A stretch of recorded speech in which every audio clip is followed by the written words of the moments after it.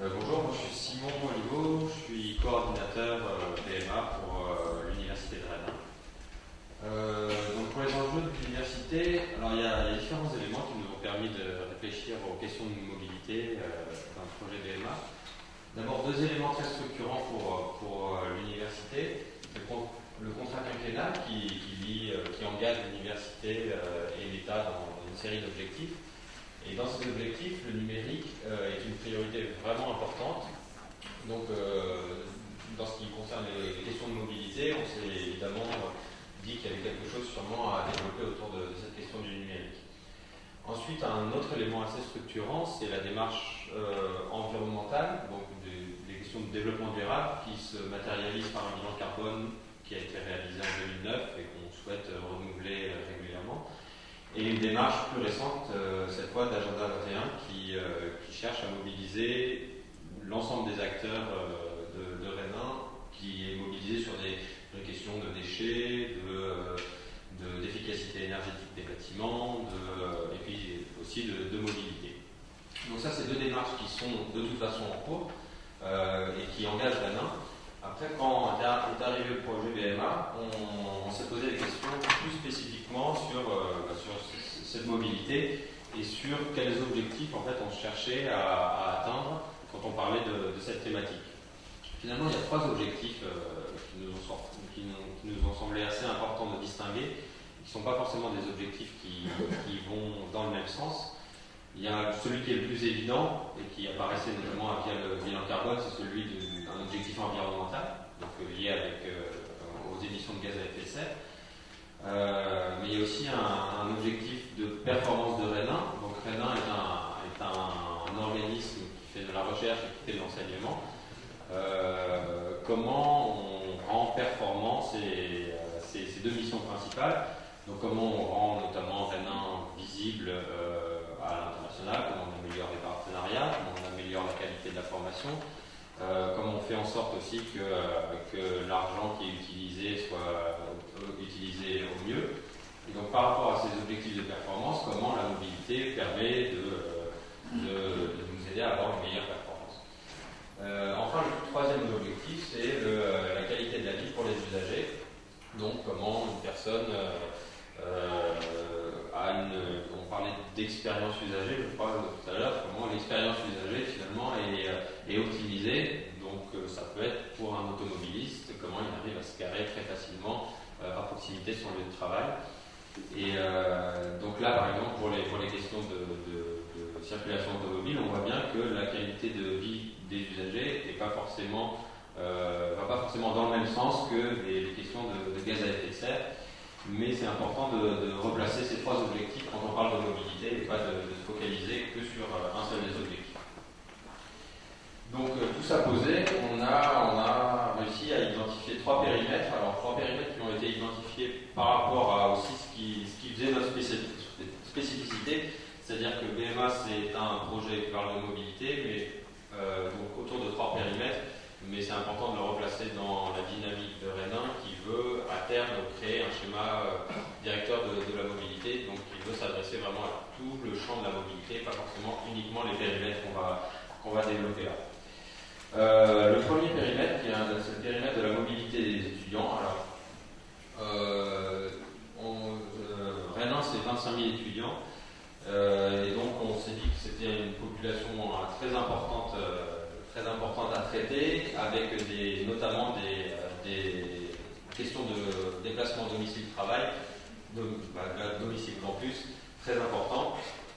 Donc on a voulu se focaliser sur la transformation de certaines modalités de transport vers des modalités de transport plutôt décarbonées, donc se focaliser sur des étudiants qui utilisaient beaucoup la voiture. On a dans nos études notamment vu certains étudiants qui se déplaçaient sur des très courtes distances et qui se déplaçaient quand même en voiture.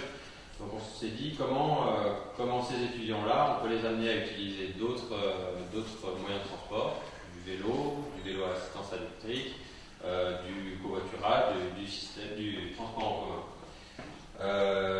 On a eu une première phase de collecte de données qui nous a permis de connaître un petit peu mieux les comportements des étudiants. C'est un questionnaire très large qui s'est fait au niveau de tous les étudiants de Rennes sur leur comportement, pourquoi ils se déplaçaient, quel moyen de transport ils utilisaient et pourquoi ils l'utilisaient.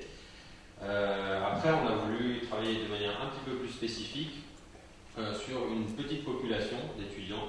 Donc là, on a identifié une école au sein du campus Beaulieu, qui s'appelle les IR, une école d'ingénieurs, avec des pistes aussi pour travailler avec une autre population d'étudiants, SPF, c'est sciences et propriétés de la matière. Et donc pour se focaliser sur un petit groupe d'étudiants. Alors ce groupe d'étudiants, on l'a identifié parce que d'une part, c'était à un endroit sur le campus de Beaulieu. Le campus de Beaulieu, donc Rennes, c'est plusieurs campus. Il y a un campus au centre et un campus à Villejean. Sur le campus de Beaulieu, il y a des problématiques d'accès en transport en commun, parce qu'on n'est pas desservi par le métro, on est assez excentré. Il y a des problématiques aussi de stationnement. On a beaucoup de stationnement, mais avec certains parkings qui sont surchargés, notamment ceux qui sont autour de l'école d'ingénieurs et de l'école du cursus SPM. Et donc du coup, c'est vraiment sur ce petit périmètre qu'on a voulu commencer à travailler pour éventuellement ensuite l'élargir à tout le campus Beaulieu, éventuellement d'autres campus de Rennes. Donc les IR, c'est quelque chose qui est acté. Je vous parlerai tout à l'heure de ce qu'on a commencé à faire. Sciences et propriétés de la matière, c'est des choses qu'on est en train de mettre en place actuellement. L'idée, c'est de commencer à faire des expérimentations, donc de proposer des autres solutions de mobilité à partir de septembre 2013. Donc voilà pour le premier périmètre.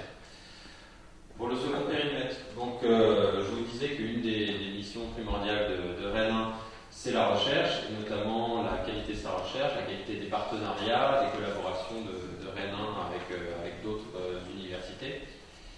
Et donc on s'est appuyé là très spécifiquement sur le travail des enseignants-chercheurs et dans les projets de recherche aussi des cadres techniques et la manière qu'ils avaient de collaborer avec d'autres sites. Donc là aussi on s'est focalisé du coup sur la question du numérique et des outils de collaboration, comment les enseignants-chercheurs reprennent le contrôle de leur mobilité et de leur temps de travail grâce à des outils numériques. Donc des outils numériques, on entend par visioconférence, partage de documents ou gestion de projet de manière générale. L'idée, c'était, vous comprenez bien que c'était comment on fait pour pas passer son temps à aller d'une réunion à l'autre, alors que quand on travaille de plus en plus avec des structures éloignées géographiquement.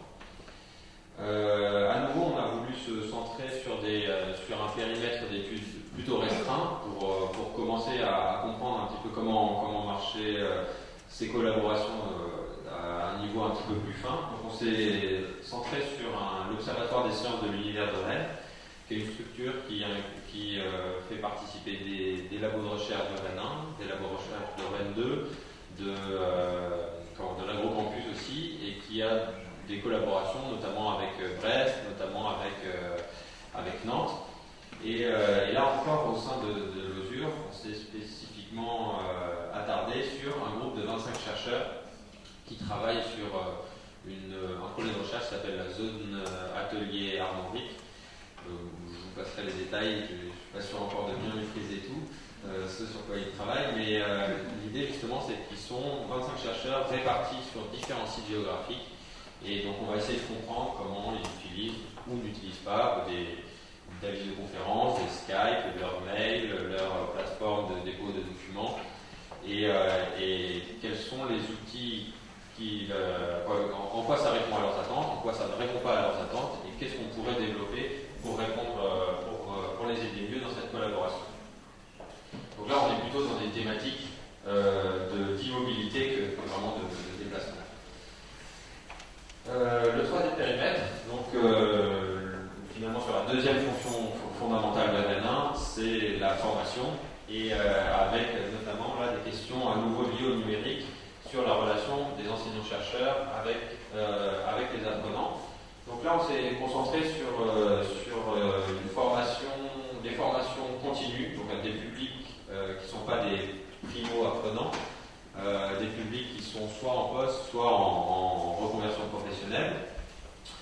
Et donc, on a voulu travailler sur une offre de formation uniquement à distance.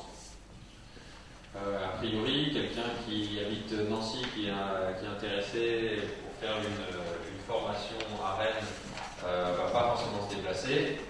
La formation à distance va lui permettre de venir. Alors, là-dedans, on peut supposer qu'on économise des trajets, mais pas que, parce que finalement, cette personne ne serait pas forcément venue à Rennes.